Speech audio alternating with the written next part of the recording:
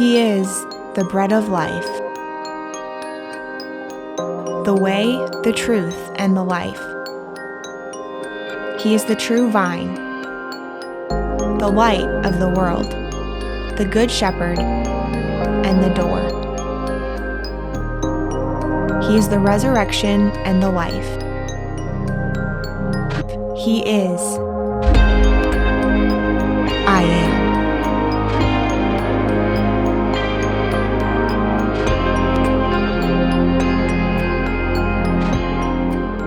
Well, good morning, NorthPoint, and I hope everybody's doing good this morning. And Jordan and Jessa, thank you for being with us today. So good to have them lead us in worship this morning. And after a couple of weeks break from our study in the Gospel of John, we're going to get back in there today. So if you have your Bible or a device, turn to John chapter 6 this morning if you would. Now, one thing I told you about John is that John, more than a lot of the other gospel writers, he goes deep.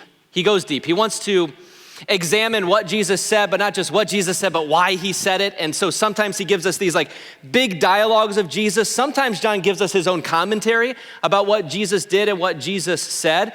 Some of the other gospel writers like Mark, his gospel is called the gospel of action. So if you read that, it's the shortest gospel. And Mark's like, Jesus went here, and then immediately he went here, and then he did this, and he did this, and he did this. But John is like your friend that's a professor or just a very inquisitive person, and they're always being like, well, have you thought about this before? Can we talk about this, or why? Why? We have some kids that are like that, like, why is it like this? And that's John, he really explores that. Now, John chapter 6 that we're gonna look at today is especially like this.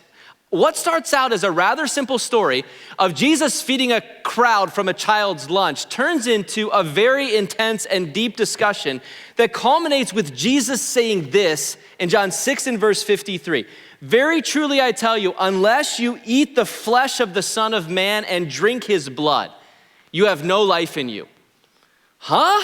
What is that all about? How do we go from feeding people bread and fish to what sounds like cannibalism from Jesus, right? Let's just be honest, that's directly what it sounds like there. So we have a little bit of work this morning to do to figure out what is going on here. And I gotta tell you, I'm not gonna cover everything this morning because if you look at John 6, there are 71 verses in John 6. So we're not gonna cover everything, but I think we can get to the heart of what Jesus wants to teach us here today. And in order to do that, I'm gonna use one of my favorite candies. Now, if you've been at NorthPoint for very long, you know that my favorite candy is Albanese gummy bears, right? And we try to introduce that to the church as much as possible, not in COVID time, but at other times, pre-COVID and maybe post-COVID, we'll do that. But maybe my second favorite candy is the Blow Pop. So I like the Blow Pop.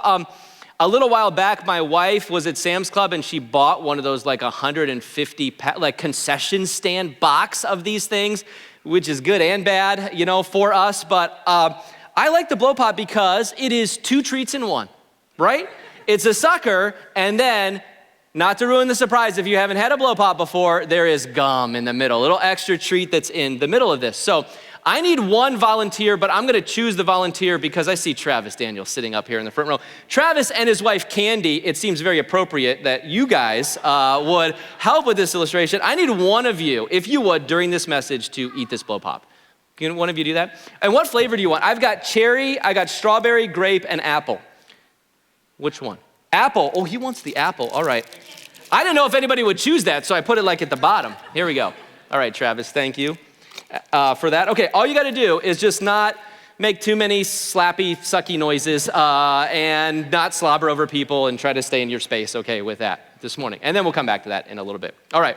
While Travis is enjoying his Blow Pop, let's check out this story of Jesus feeding a crowd of people from John chapter 6. John 6 in verse 1 says this, sometime after this, and the after this is John 5, which we saw a few weeks ago where Jesus healed a lame man and then got into a controversy with the religious leaders who didn't like that Jesus was healing people on the Sabbath day. So after that, Jesus crossed to the far shore of the Sea of Galilee, that is the Sea of Tiberias, and a great crowd of people followed him because they saw the signs he had performed by healing the sick.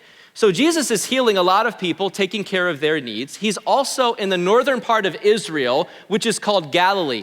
The primary feature in northern Israel and Galilee is the Sea of Galilee. It's really like a big lake. You can actually see from one side to the other. To this day, it's still called the Sea of Tiberias there. Jesus is there healing people. Then Jesus, verse 3, went up onto a mountainside. He sat down with his disciples. The Jewish Passover festival was near. When Jesus looked up and saw a crowd coming toward him, he said to Philip, one of his disciples, "Where should we buy bread for these people to eat?"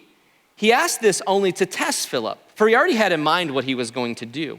Philip answered him, "It would take more than a half year's wages to buy enough bread for each person to have a bite." In other words, Philip looks out and he sees thousands of people and he's like, it's gonna take thousands of dollars just to get Cheez-Its for everybody to eat, just have a little snack for people. I mean, this is not possible. He looks with his eyes and he doesn't see how this is possible to feed these people.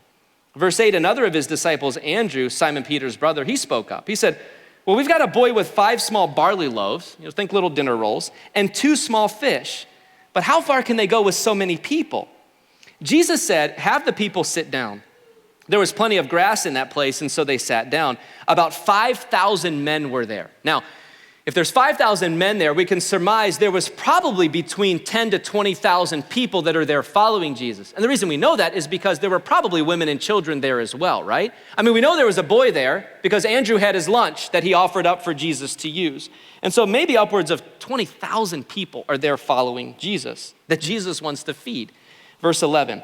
Jesus then took the loaves, gave thanks, and distributed to those who were seated as much as they wanted, and he did the same with the fish.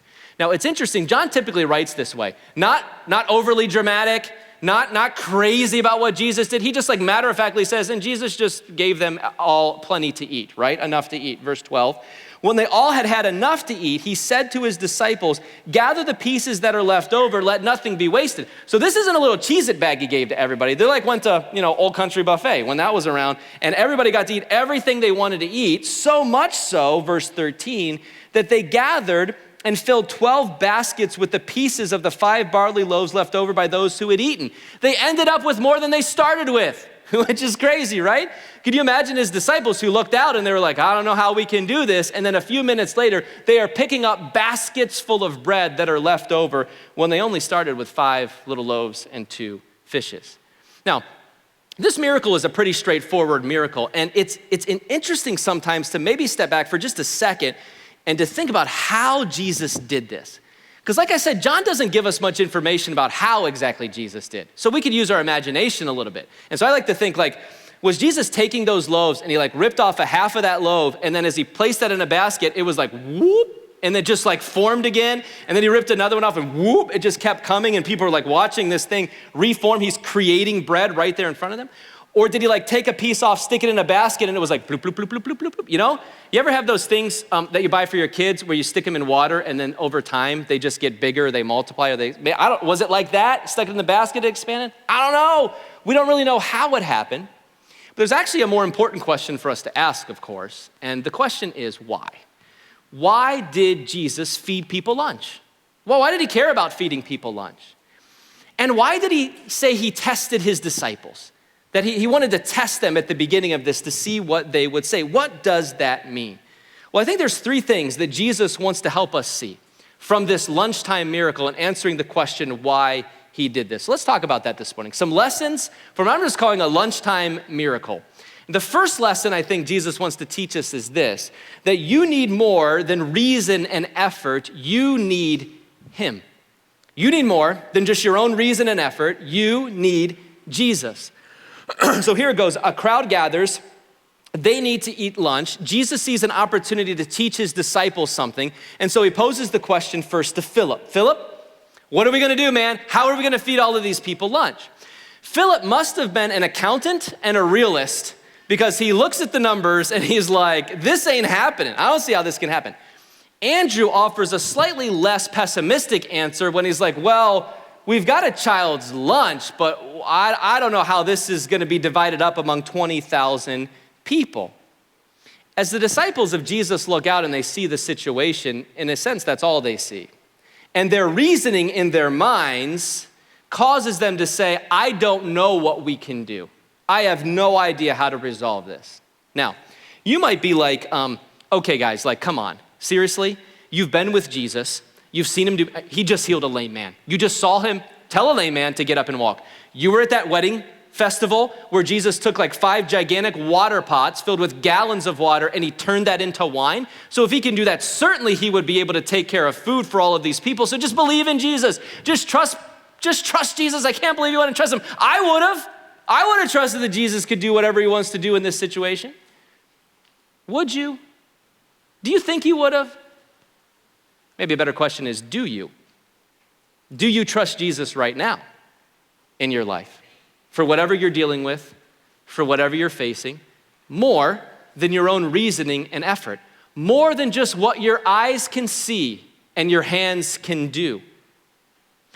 Or do you tend to just work as hard as possible and think, and try to figure out how you can get it done and look for another angle, look for another way to go about it, look for a way to do it, get advice from people, get direction from people, put forth all sorts of effort, and maybe even get to the point where you're willing to kind of exert control over other people to get things done.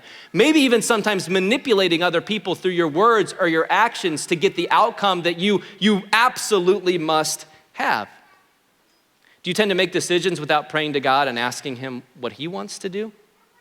Do you tend to get after it sometimes, just get to work and then look back and like, God, I hope you're okay with that. I hope you're good with this because this is what I do. I'm just a doer.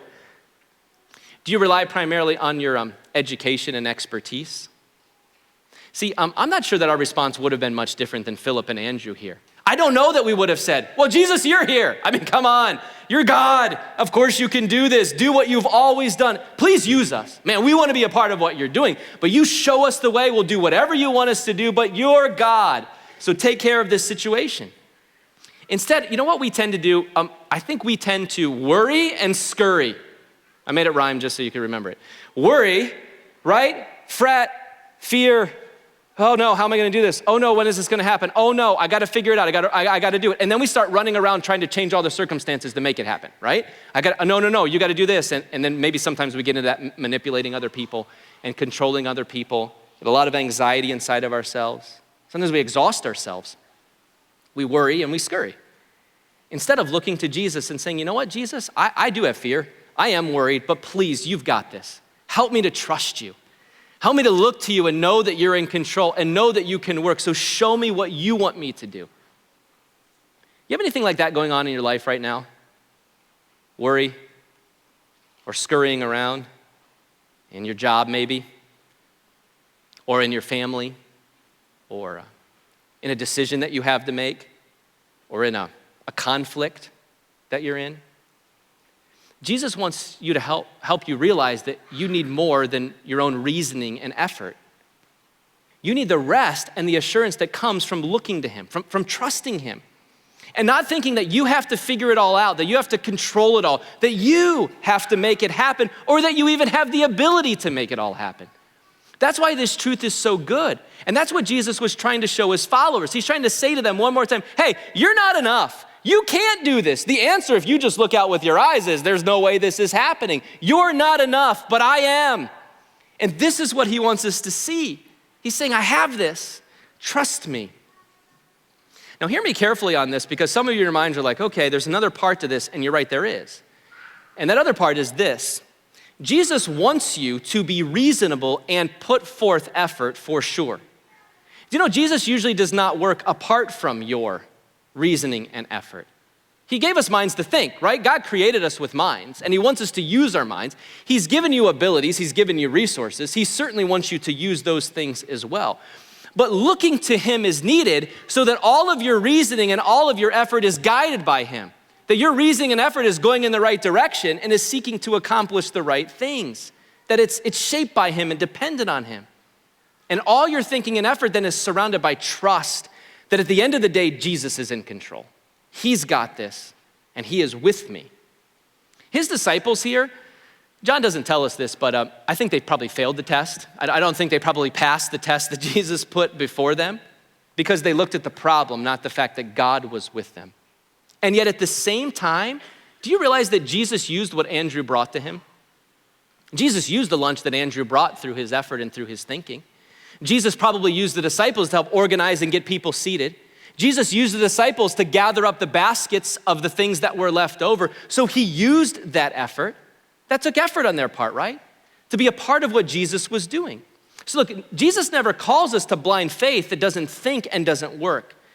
Jesus never tells you, sit by and do nothing, right? If you sit by and do nothing, you're probably gonna starve, right? And have other bad consequences in your life. That's not gonna be good for anybody.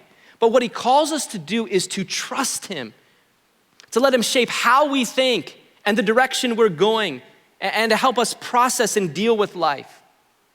In other words, we deal with our jobs, with our marriages, with dating, with school, with friends, by looking to him. Saying, Jesus, what have you said about this? What do you want for me in this thing? What's the decision that would be in accordance with like what your will is? And Jesus, right now I'm just praying, I'm asking you to help me. I do feel some anxiety. I am frustrated with this. You go to him, you pray about those things. You get around other people that are following Jesus. You come into this place so that we're all oriented around what does Jesus want and desire for us. So again, let me ask you, do you have something going on in your life right now that you've spent a decent amount of time and energy on, reasoning over, researching, Googling for hours and hours and hours, trying to figure out a plan for it, that maybe what you need to do is just stop and pray about it and just say, wait a minute, God, what do you want? Direct me on this. Maybe ask God to help you to be open to whatever he wants. And maybe ask him to give you a sense of calm and rest. John Piper once said it this way, God can do more in 5 seconds than I can do in 5 years. And that's true, right? That doesn't always mean that God is in 2 seconds gonna work a miracle in your life. He's gonna work often through your reasoning and your effort, but he wants to shape all of that reasoning and effort. Think about it this way, maybe sometimes little kids can get very frustrated with simple tasks. And you know that I have 5 daughters, and they all have different personalities. And some of my daughters, they're just very calm, kind of chill. And then others of them have a little bit of high-level energy, we might call it, which sometimes comes out as a temper with things. And they probably get this. My wife's in this service, so I gotta say this. Probably get it from their father, right? It comes from me. And so here's the deal. I'm pretty patient when it comes to people in general, but when it comes to inanimate objects, oh man, it just gets me sometimes. I just can't stand it. So when tools don't work the right way, or I can't get something to work, or somebody designs something and I'm like, this is dumb. Why did they design it this way? Why don't they think of this? Why doesn't Apple fix that bug? They know that's a problem with their devices. Why do they make us do that every single time? That gets me really, really aggravated. Now, it's probably user error, right? It's probably my fault, but man, it still will frustrate the snot out of me. And so sometimes I see this in some of my girls, where maybe they're trying to get a lid on a cup, right? And so they put water, they put ice in there, they're trying to get a lid on the cup, and that sucker will not go on there, right? And so they've given it the good try, but they cannot get the thing to on. I've got a Yeti that's like this. Every time I go to put the lid on, it will not go, and I've wanted to throw it across the room before. So sometimes my daughters, that's what they do, right? Then water and ice is flying all over the place. They're yelling at the inanimate object, you stupid lid, get on there, this and all of this, and everything's going all over the place. They're ready to throw it. Now, I've had this conversation with my daughters many, many times. And I'll look at them and I'll be like, honey, listen, I've told you before, if you're frustrated with your shoes, if you're frustrated with your cup, if you're frustrated with your doll, just ask dad for help. I can do this. I can handle this. We can do it together. I'll show you how to do it. We can get this done if you'll just ask me for help. And that's Jesus here. That's what Jesus is doing in your life. He's saying, look, I'm here for you. I know you. I want to help you. I can help bring some calm into your life as well for what you're dealing with. Just look to me. And you can do that because of the next truth that Jesus wants us to see. This truth is so simple, and yet it's easy for us to miss. It's simply this. People needed lunch, and Jesus provided it for them. Lunch, and Jesus provided it for them. So you can trust Jesus because he cares for your needs. He cares for all of your needs. He cares that you have food to eat. He cares that you have clothes to wear, that you have a job, and that you have a place to live. He cares about all of those basic needs. Now look, it's one thing for Jesus to heal a lame man and to allow him who has been lame from birth to be able to walk, to give a sight to a blind man. I mean, that's like big time. That seems like a huge miracle, right? Unbelievable, life-changing story. But when Jesus gives people lunch, I mean, it's amazing, I guess, but it feels basic. Doesn't it feel basic to you? It feels simple. Why does he care about this? But then again, His very first miracle was keeping that wedding reception going by turning water into wine. That seems way less spiritual than raising a dead man back to life. Why did Jesus use his cosmic powers to create lunch for people? You know why? Because he cares about your needs. He cares about your basic needs. And if the great and the powerful God of the universe cares about you having enough food to eat, then you know you can trust him with everything. If Jesus cares about your basic needs, you know that you could trust him with everything, right?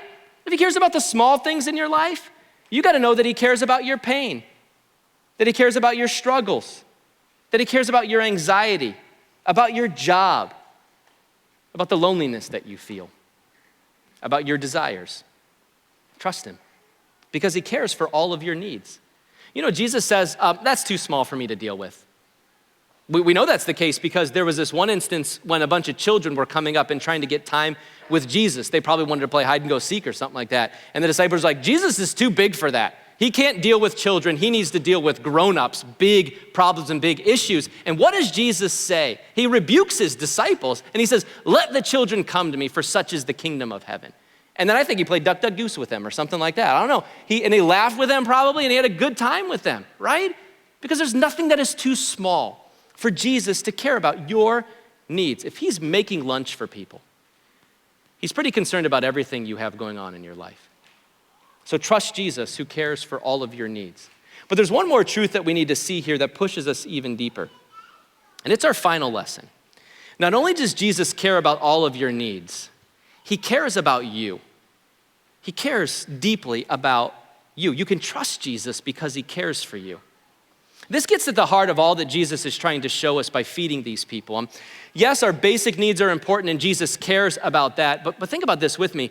There are a whole lot of people that have their basic needs in life met and they are miserable. There's a whole lot of wealthy people that couldn't be more unhappy with their lives. And there's many people that have built a life on their own reasoning and efforts and performance only to find themselves very empty and longing for more. Many successful people don't know when to stop or when they will finally reach fulfillment. You ever been like this? What's the next rung? What's the next job title? What's the next thing up? And they're like running on a treadmill that never stops and never ends and never gives them a break. Because once you reach this, personal best, then you've got to get to the next one. There's always more, and you get a little bit of joy from, I made it here, but then you're like, no, I got to keep going. That's where my identity is. That's where I get my kudos. That's where I get the slaps on the back. That's where I know who I am, by performing. Others try to find their identity fully in their job or in a relationship or in personal achievement, sports, music, whatever it is. And yet true peace eludes them. And so Jesus goes on to show us that yes, he cares about feeding us lunch, but more than that, he wants to feed our souls. He wants to feed us at a much deeper level. He wants to satisfy the innermost longings of our hearts. He wants to give us true life in him. He cares about your physical needs, but he cares more deeply about your spiritual needs. All the way down in the deepest part of who you are, he knows you. He knows who you are. He knows what you're dealing with, and he cares about that at the deepest level of your being. He longs to give you a satisfaction and a joy that lasts beyond what a lunch lasts. Look how this unfolds in our story. After Jesus feeds all of these people, they want to make him king. And I guarantee that you would too, because like a chef for a king, that sounds pretty amazing, right? Like you're the king leading us and you give us lunch and you feed us all the time. That's what these people are thinking. But Jesus is like, it's not time for that. And so he eludes them. He gets away from them. The next day he ends up on the other side of the Sea of Galilee, which is a really cool story in verse 16 through 24 that we don't have time for. You can read that on your own. When the people do catch up with Jesus, this conversation ensues in verse 25. When they found him on the other side of the lake, they asked him, Rabbi, when did you get here? And Jesus answered, very truly I tell you, you're looking for me. Not because you saw the signs I performed, but because you ate the loaves and you had your fill. In other words, Jesus is saying to them, you're not seeking me out so that you can believe in me, right? John told us the signs Jesus performed was to lead people to believe that he is God and that he's the Savior of the world that they need. And so Jesus says, you're not seeking me because you want to believe in me and have a relationship with me. You're seeking me because you want another free lunch. That's what you want. Temporary things, temporary satisfaction, what's right on the surface, what you can see, that's what you want. Verse 27, so Jesus says, don't work for food that spoils, but for food that endures to eternal life. Deeper needs, more core to who you are, more lasting, deeper spiritual needs. The Son of Man can give that to you. For on him, God the Father has placed his seal of approval. Now that's interesting. It's really great that Jesus fed them lunch, but apparently what Jesus is saying here, we could get distracted by that. And what's temporary satisfaction, what's on the surface, physical needs, physical pleasures, jobs even, food, possessions, devices, that we touch all the time, that we see, that we handle in our hands, we could get distracted by those things. Another way to say it would be this: we can get pretty enamored with gifts rather than the giver and be all about the gifts. You know what I mean, right? You ever been to a young child's birthday party before? Or Christmas time with a 4-year-old boy? I mean, girls they're good to go, but the boys, I don't know. No, I'm kidding. Here's the way that it goes usually is little Billy is trying his hardest to care about the people that are there, but he doesn't care a lick about the people that are at his party. It's about cake and presents, right? The cake and the presents, or the ice cream and the presents. It's Mom, when can we do the presents? When can we do the presents, right? And then sometimes when Billy is opening up his presents and he gets closed, Billy is what the heck is this? This is a terrible gift. I can't shoot anybody with this thing. I can't hit anybody with this thing. It's not a car. I don't know what little boys like. Whatever it is, it's not what I want, right? They don't care about the people that are there. So mom has to say things like, Billy, you need to go around and say thank you to all of your guests. You need to go find grandma and give her a hug and a kiss and tell her thank you. Okay, thank you, grandma. I love you, whatever. Where's the toys, right? It's about the goods. It's about the gifts. Jesus knows in the same way that many people only wanted him because he was like a walking cafeteria. Give us another meal, Jesus. Make us feel good right now, Jesus. Satisfy my needs that are right in front of me. But Jesus knows that's not a long-term solution. If we're only focused on temporary satisfaction, Jesus knows we'll come up eternally empty. And he wants more for us than that. Jesus feeding the people was intended to show them that he is the Savior of the world that is here to change their entire lives. But they just want bread and fish, physical things, temporary things. Jesus has so much more for them. He has so much more for you. Do you know this is why Jesus presses you sometimes? This is why Jesus challenges us. This is why he pushes what we think is true. He makes us to think, and he causes conflict in our minds and in our hearts sometimes because he truly loves you to the core. And he wants to satisfy you at the deepest level of your being in a way that food and sex and careers and accomplishments and devices simply cannot do. He wants to satisfy you and to reorient all of those things, all of those good things that he has given to us, and put them in the right place. You know, he's the only one that really does know what happiness and joy is. He's really the only one that knows what is best for you and cares enough to love you and tell you the truth. And the truth here is it's not your reasoning or your effort alone. It's not your pursuits. It's not any other relationship that can ultimately satisfy you. It is him alone. Look at verse 28 as the conversation goes on. We read this. They ask him then, well, what do we have to do the works that God requires? In other words, Jesus is like, you need eternal life. And like, okay, how do we get that? And how do we do the works of God? What do we have to do to earn the favor of God? What do we have to do to be in with God? Okay, we want to do those works. Jesus, we're trying to get on your wavelength. Look at how Jesus answers in verse 29. Jesus says this, the work of God is this. Jesus like, you want me to tell you the work? Here's the work. You ready? Here's what you're going to have to do. Believe in the one that God has sent. Do you know that this is maybe one of the most concise explanations of what the gospel, the good news of Jesus is, the reason he came to this world? Is to say to people that are saying, what do I have to earn? How can I earn that? How can I perform for that? How can I work hard enough? Just tell me what I got to do. I mean, we're Americans, come on, right? We just do stuff. We just get after it. And apparently people in the first century were like that too, because like, what do we got to do? And Jesus says, here's your work. Believe in me. Trust in me. Which is a little hit to your pride, right? Because it's like, you're not good enough. You can't do it. But it also is the most freeing thing in the world. There's nothing you have to do but believe in Jesus. That's the work. Guess what? They don't like it. Like, no, I'm not going, I don't buy it. Verse 30, so they ask him, Well, okay, what sign then would you give us so that we could see it and that we could believe you? What will you do for us then? Now, think about the story. Think about what happened. And this is why I love Jesus, because if I was Jesus, which we're all really glad I'm not, but if I was Jesus, if you were Jesus, I'm pretty sure you'd say something like, I just fed 20,000 people from a Lunchable, for goodness sake. Like, what else do you want me, what kind of sign do you want? This is unbelievable, right? And the people are like, no, I think we've seen that one before. You got to give us another sign. Do something else for us to help us be able to believe in you. And they just won't yield to him. Like, think about that. Like, okay, I got a few blow pops up here. I got a little jar of blow pops, right? But like, if you were able to take one of these blow pops and to hand one out to every single person in here out of this little jar of blow pops, I'd listen to what you have to say, right? I would respect that and be like, that's a miracle. That's unbelievable. And the people are like, not good enough. You got to give us something else, something more. And so they go on in verse 31 to say this: our ancestors ate manna in the wilderness. As it is written, he gave them bread from heaven to eat. So they bring out the big gun. They're talking here about Moses and the children of Israel wandering around in the desert. Moses for Israel was like, he's like the godfather of Israel, but like in a good way. The Pope of Israel, right? He's basically untouchable. Everybody reveres him. And they say, hey, when we were wandering around in the desert, Moses gave us manna, which is bread from heaven. So we've seen this before, Jesus. Moses already did that for us. He gave us that bread. What else you got? And Jesus corrects them.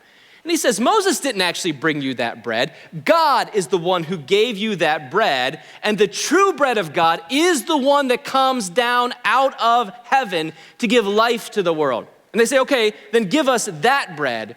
And Jesus answers in verse 35, the heart of this whole thing. I am the bread of life.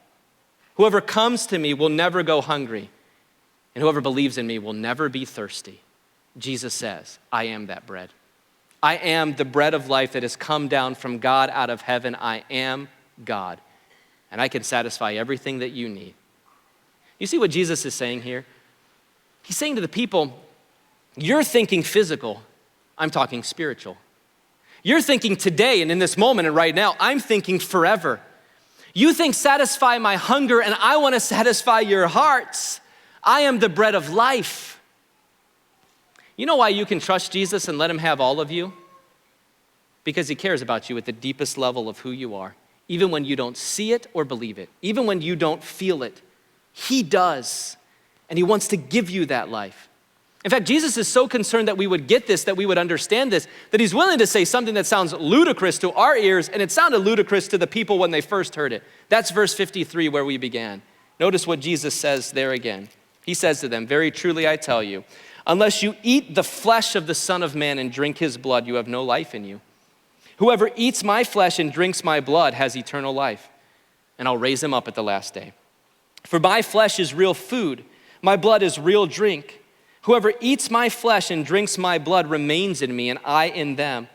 Just as the living Father sent me, and I live because of the Father, so the one who feeds on me will live because of me. This is the bread that came down from heaven. Jesus is. I am, he's saying. Your ancestors ate manna. They ate bread in the wilderness and they died. But whoever feeds on this bread will live forever. Now, is Jesus being literal here when he says, eat my flesh and drink my blood? Of course not. And we know that because he never took a chunk off of his flesh, handed it to his disciples, and said, literally, eat my flesh, and he didn't give them his blood literally to drink. But is he being symbolic and dramatic? Yes, he is. Because he wants us to see that eating physical bread, being satisfied by temporary things, like finding your identity in your job, or expecting some person to fulfill you, or soothing yourself with substances, with alcohol, or finding your worth in Instagram likes, will always disappoint you in the end. It can never deliver what it promises. But he has another food that can satisfy. That food is a relationship with him. He is that food. And it is you yielding to him, and looking to him, trusting him with your entire life, because he is the only one that says, look, you're in with God. You have an identity. You have value. You are loved, not by your work that you do, but what I have done. Believe in me and be changed by that. It's not about how successful you are, how far you've made it up the ladder, how good you look. It's letting Jesus shape everything about you, even when it's not easy. I mean, even when he presses us. because we know that he loves us and he longs to give us life. I mean, again, he told you there's no work here in the sense of it's not achieve, it's not earn, it's not be better, it's believe and find your identity in him. So let me ask you again, is there anything you've been holding on to that is causing you in your life to worry or to scurry around trying to fix it, trying to get it taken care of? Anything you're looking to for satisfaction that actually keeps failing you?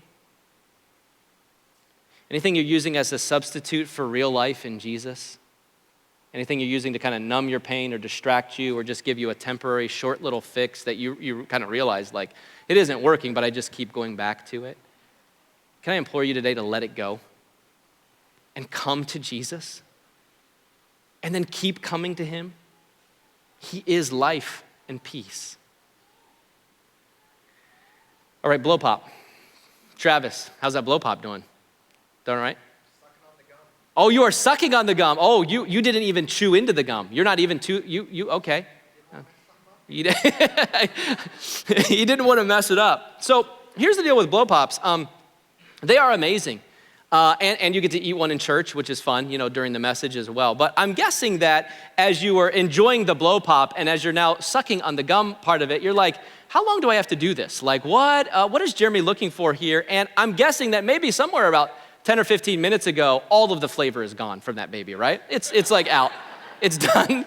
It's completely gone. Here's the thing about blow pops. You could, Travis, if you wanted to, I got a whole jar up here, and you're like, hey, that was really good. I really enjoyed that. But like, if you want to keep that satisfaction, you know something about it, you're going to have to keep eating blow pop after blow pop after blow pop. And I got a pack of 150 at home if you want to do that.